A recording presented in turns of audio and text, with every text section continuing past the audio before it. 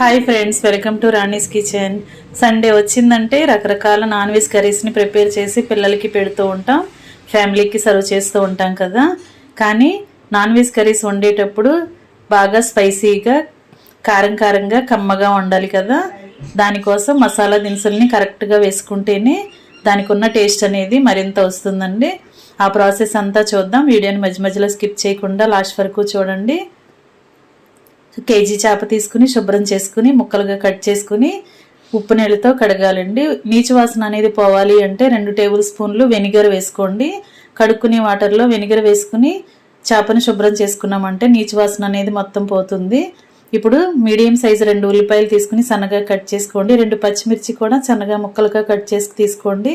ఒక mixie jar తీసుకుని దానిలోకి 2 టేబుల్ స్పూన్లు సన్నగా తరిగిన అల్లం ముక్కలు, 2 టేబుల్ స్పూన్లు పొట్టు తీసుకుని కట్ చేసుకున్న వెల్లుల్లి రెబ్బలు వేసుకోండి. 1 టేబుల్ స్పూన్ జీలకర్ర, 1 టేబుల్ స్పూన్ ధనియాలు వేసుకోండి. 1/2 టీ స్పూన్ మిరియాలు వేసుకోండి. ఒక 8 లవంగాలు వేసుకోండి. 2 దాల్చిన చెక్క ముక్కలు వేసుకోండి. చిన్న ముక్కలు 2 వేసుకోండి. 1 ఇలాచీ వేసుకోండి. దీనిని మెత్తగా గ్రైండ్ చేసుకోండి. నలిగినప్పుడు ముందు బరకగా గ్రైండ్ చేసి తర్వాత నలిగిన తర్వాత కొంచెం వాటర్ యాడ్ చేసుకుని మెత్తగా గ్రైండ్ చేసుకుంటే మొత్తం దినుసులు అనేవి కరెక్ట్గా నలుగుతాయండి. అలా గ్రైండ్ చేసుకున్న తర్వాత పక్కన పెట్టుకోండి. ఇప్పుడు స్టవ్ ఆన్ చేసుకుని కర్రీకి సరిపడా ఖాళీగా ఉన్న వెడల్పుగా ఉన్న ఒక పాత్ర తీసుకుని పెట్టుకోండి. దానిలో 4 గరిటెల ఆయిల్ పోసుకుని కట్ చేసి పెట్టుకున్న ఉల్లిపాయలు, పచ్చిమిర్చి అలా ఆయిల్లో వేసుకుని బాగా మగ్గించుకోండి. ఈ కలర్లో వచ్చేంత వరకు మగ్గించుకోండి.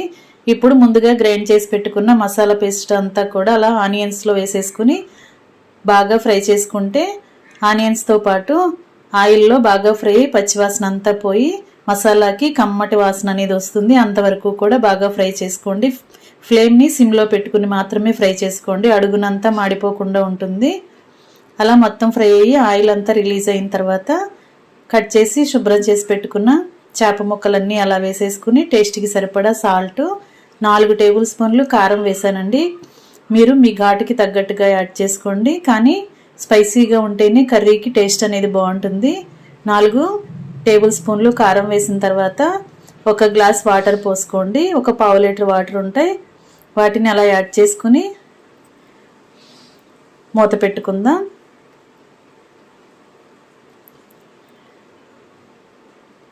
కొంచెం సేపు ఉడికిన తర్వాత మూత తీసుకుని చూసుకున్నట్లయితే కర్రీలో వాటర్ అనేవి ఎగురుతూ కర్రీ చెక్కబడుతుంది కదా.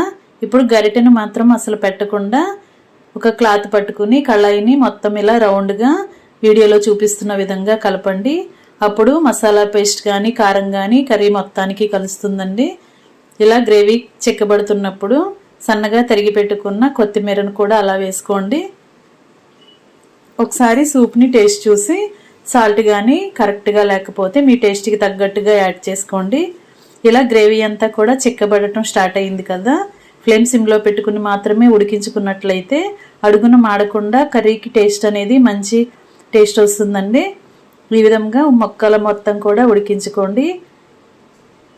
చేపల కూర అంటే తలకాయ ఉంటుంది కదా, తలకాయని మనం మధ్యలో కర్రీ ఉడుకుతున్నప్పుడు గరిటెతో ఒక సైడ్స్కి అటు కానీ ఇటు కానీ అలా 2 సైడ్స్ వాటర్లో ఉడుకుతున్నట్లుగా చేసామంటే తలకాయకి కూడా మసాలా అంతా కారం, ఉప్పు అన్నీ కూడా మనం వేసిన ఇంగ్రీడియంట్స్ అన్నీ కూడా తలముక్కకి కూడా బాగా పడతాయండి. అప్పుడు మనం తింటున్నప్పుడు టేస్ట్ అనేది బాగా తెలుస్తుంది. ఇలా మొత్తం కూడా గ్రేవీ అంతా చెక్కబడేంత వరకు ఉడికించుకోండి. ఫ్రెండ్స్, నా ఛానల్ని మీరు ఫస్ట్ టైం వాచ్ చేసిన వారైతే సబ్స్క్రైబ్ చేసుకుని పక్కనే ఉన్న బెల్ బటన్ని క్లిక్ చేయండి.